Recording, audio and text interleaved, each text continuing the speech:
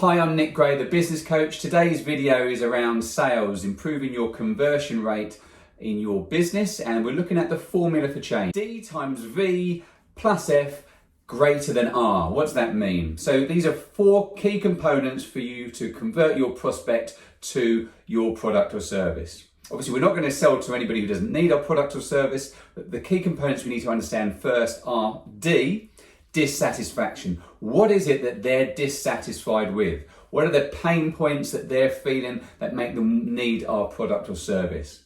V is for vision. So how good could it be? What are their aims? What can we help them achieve with our product or service? F is the first steps, making this as simple as possible. Just click here to get the process underway. And then all of these components need to be greater than their resistance to change. If you haven't built that rapport, that commonality, that trust in the relationship, then they're unlikely to want to buy from you. Okay, let's look at each of these components in a bit more detail. So D, dissatisfaction. Really important that through questioning, we get to the bottom of what our prospect is really dissatisfied with, what their pain point is. In your business, you should understand the pain points that you're solving for your client. So for instance, as a business coach, one of the pain points that my prospects may well be feeling is that they're working too many hours as a business owner in their business, and they're not got enough time to see their family or spend the time doing things that they want to do because they're working so hard. So that's a pain point for my prospects. What are the pain points for your business? So we use questioning to uncover these and to dig deeper. We'll cover questioning in more detail in another video.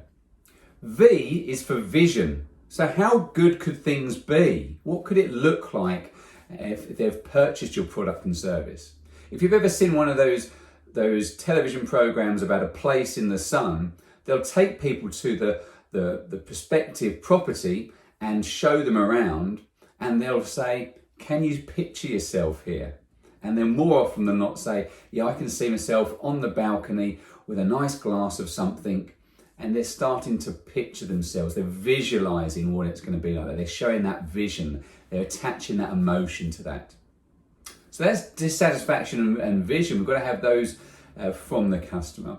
Now, those we then need to see what the first steps are.